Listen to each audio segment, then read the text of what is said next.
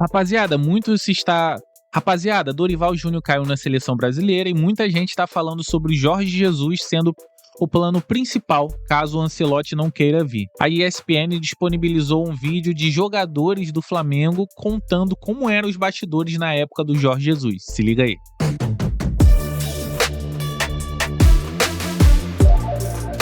O Mister passou, tipo assim, a ser o comandante, tipo assim, que ele não fazia muita força, entendeu? Ele já sabia tudo que tinha que fazer, nos treinos, nos jogos. Quando a gente ganhava, o problema é que quando a gente ganhava, ele ficava mais insuportável. Quando a gente ganhava, ele ficava terrível, cara. Ele gritava, brigava. Se desse um passe fraco, ele brigava. Depois que a gente jogava, no outro dia do jogo, a gente fazia um trabalho de passe. Quem jogou, né, fazia uma regeneração, uma regenerativa, fazia um trabalho assim, de recover e tal. Trabalho de passe. Se desse um passe fraco, que isso? Isso não é passe de jogador, isso não é passe. Podia ser você. Foi qualquer um. Quantas vezes ele já gritou comigo no campo? Foda-se, isso não é passe de um jogador profissional, pá. Dizer que, irmão, a peteca nunca caía. Ninguém ia mole pro treino, ninguém, ganhamos, tá legal. Não, é ruim. O segredo era isso, irmão, assim. todo mundo, a peteca não caiu. Ele deixou o sarrafo muito alto, véio. Então a gente sabia que não podia dar mole. Quando a gente ganhava direto, então quanto mais a gente ganhava, mais ele ficava bravo. Às vezes ele falava que o treino de vídeo era mais importante que o treino de campo. E era verdade. Porque ele era o nosso treinador, o nosso líder, e ele era o que encontrava as soluções para as dúvidas que nós tínhamos. E a partir do momento que o treinador, em qualquer situação, em qualquer pergunta, encontra a solução, você pode ter certeza que o time vai abraçar, vai estar em campo completamente focado naquilo que tem que ser feito. E o Jorge, ele dava muita importância a esse vídeo, porque ele mostrava nossos vídeos, como nós jogávamos, mostrava o adversário também. Então isso já deixava a gente praticamente com o que a gente ia fazer durante o jogo, a gente já tinha mais ou menos no dia anterior do jogo. E lógico que a gente ia para o treino depois e fazia exatamente como ele queria dentro de campo. Então era uma preparação muito intensa, que eu lembro muito bem que os trabalhadores, os assistentes dele de vídeo, às vezes com o olho fundo de tanto fazer vídeo, porque era um trabalho exausto, era exaustivo para eles. A gente via que às vezes eles estavam quase dormindo, mas eles estavam lá. Mas que para nós jogadores era excelente. E é um dos fatores que fez o nosso time chegar onde chegou. Chegava tudo mais chegado para vocês, assim? Chegava tudo. Nós sabíamos como ia ser, 90% ali a gente já tinha claro na cabeça como tinha que fazer. Você já teve isso em algum momento da carreira com outro treinador? Olha, eu já tive algumas vezes, mas não chega perto do que eu tive com o Jorge Jesus. Não nesse sentido de entender completamente o jogo, até mesmo porque com o Jorge eu estava numa idade muito mais madura, né? No caso, tinha jogadores como Felipe Luiz, Rafinha, Diego Ribas, enfim, que entendia o jogo de uma maneira diferente, o Arrascaeta.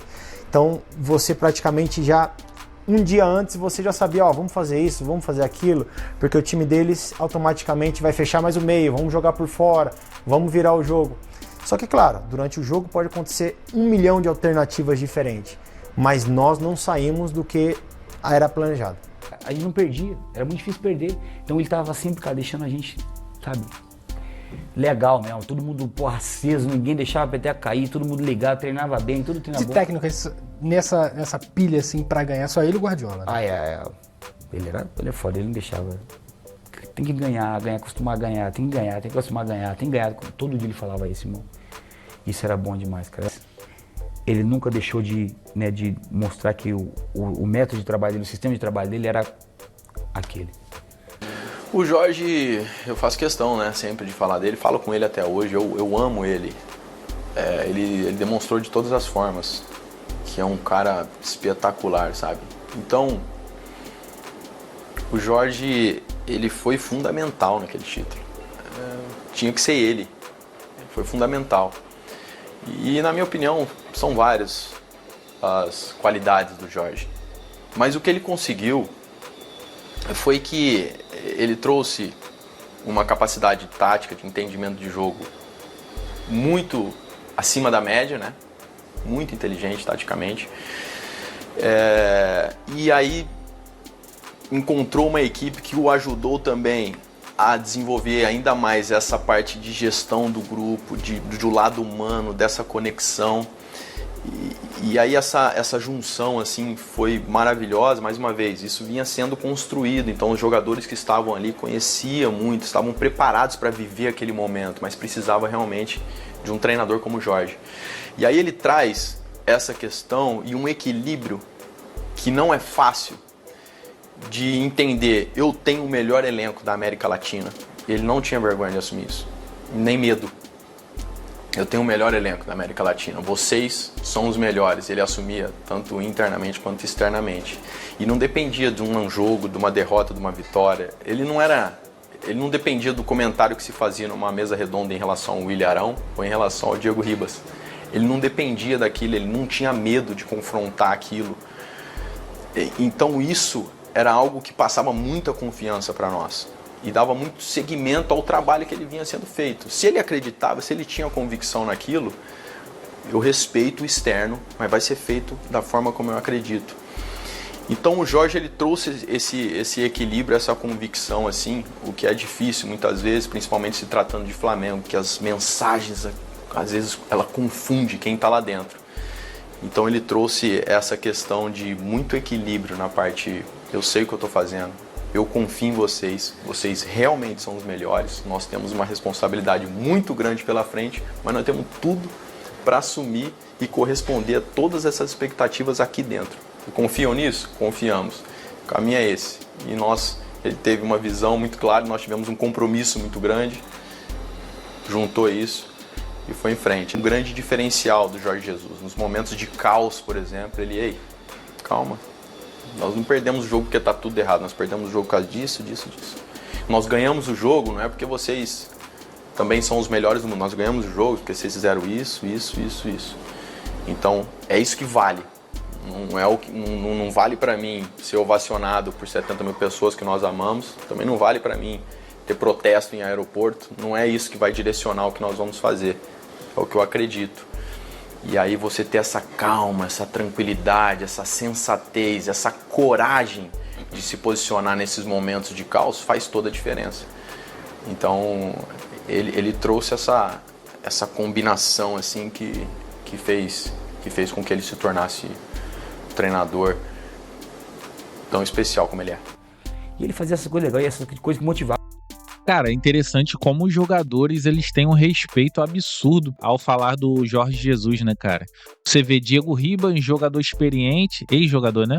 Experiente, rodado, foi treinado por muitas pessoas, jogou em grandes clubes europeus, assim como o Rafinha, assim como o Diego Alves. E olha como eles falam de uma forma respeitosa do Jorge Jesus, cara, empolgados com o Jorge Jesus. Isso é porque eles conviviam com o cara, né? Vestiário, bastidores, treinamento, coisas que a gente só escuta. A gente não sabe como é que era de fato o dia a dia deles, como é que era toda a pré-eleição, todos os dias, treinamento, vestiário, como era no ônibus, a gente não sabe. A gente só sabe essas coisas que eles contam. E olha como eles têm respeito, como o olho deles brilham, cara, como eles ficam empolgados falando do Jorge Jesus. A gente sabe, depois do jogo ele ia lá, escolhia, depois do jogo a gente fazia uma votaçãozinha no auditório, pra quem for o melhor jogador do time, aí todo mundo votava.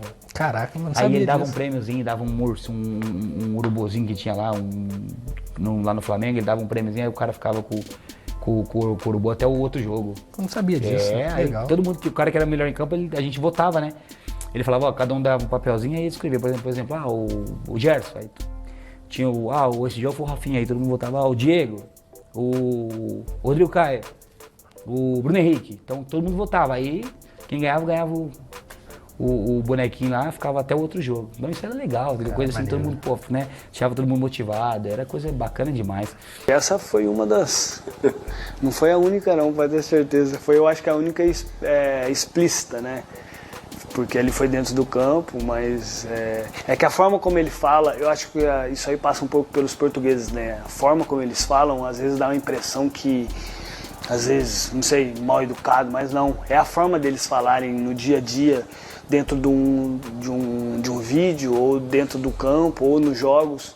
Então é uma forma muito direta deles falarem e eu me identifiquei muito com isso, porque eu tive pouco isso dentro da minha carreira e eu digo isso, o atleta de futebol ele tem muito pouca cobrança direta, E eu digo, não só dentro do esporte, mas eu falo um pouco por mim.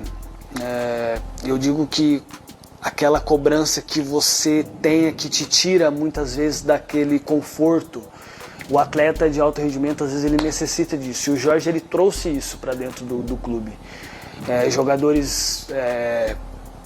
Muitos jogadores grandes, muitos jogadores com história na Europa, alguns jogadores com história no Brasil, e quando o Jorge chega, ele chega de uma forma como se... E eu sentia isso, Rodrigo sentia. Vocês não sabem nada de futebol, eu vou ensinar para vocês. Eu tinha essa sensação. E no começo a gente, pelo menos da minha parte, eu ficava muito incomodado com isso, mas eu queria provar para ele que eu era bom o suficiente, que eu entendia do jogo. Mas foi um grande aprendizado, um cara que me ensinou muito sobre futebol, sobre principalmente organização defensiva, sobre como se comportar diante das dificuldades ali do jogo, de você se organizar a tua linha defensiva, o teu time. E sem dúvidas foi o maior treinador que eu tive. O ensinamento que ele me passou foi extraordinário e sem dúvidas eu levo pra minha carreira isso. Rapaziada, lembrando que esse vídeo aqui é um vídeo lá do canal da ESPN Brasil, né? E eu achei interessante que os comentários desse vídeo, tem muita gente, claro, flamenguista aqui é a maioria, mas tem muita gente aqui que não é flamenguista comentando. E tem uns comentários bem interessantes aqui, ó, igual por exemplo esse aqui, ó, da Rosemary. Não sou flamenguista, mas vou ter que começar a gritar olê, olê, olê, mister, mister. Jorge Jesus é exatamente o que a seleção brasileira precisa no momento. O velho é diferente, vem JJ pra seleção. Ó, esse aqui, ó, Daniel Ramos, corintiano. Contra o Liverpool foi um jogão, papo reto, sou corintiano. Ali eu vi que ele é muito bom, não ganhou, foi na sorte. Imagina com a seleção. Jorge Jesus é a pessoa certa para dar jeito na seleção. Se ele for o treinador, eu volto a acompanhar os jogos. Então, galera, é questão de lógica trazer o Jorge Jesus para a seleção brasileira. Na mídia só se fala sobre isso, jornalistas, torcedores, rivais pedem Jorge Jesus na seleção. Já pensou, cara? Ele vem para a seleção brasileira, conquista o Hexa, aí o Brasil inteiro cantando, chamando o JJ de mister. O cara tem 70, 71 anos de idade, aí é para se aposentar, realizando o sonho, né, cara? O maior sonho de um treinador, ganhar uma Copa do Mundo, ainda mais com a seleção brasileira, que é a maior seleção da história desse esporte. Com certeza isso aí vai acontecer. Só o Edinaldo trazer o JJ, né, cara? Esquece o Ancelotti, deixa o Ancelotti pra lá. É Jorge Jesus na seleção. O link da ESPN vai estar aqui na descrição. Eu sou o Einstein Rubro Negro. Valeu, valeu!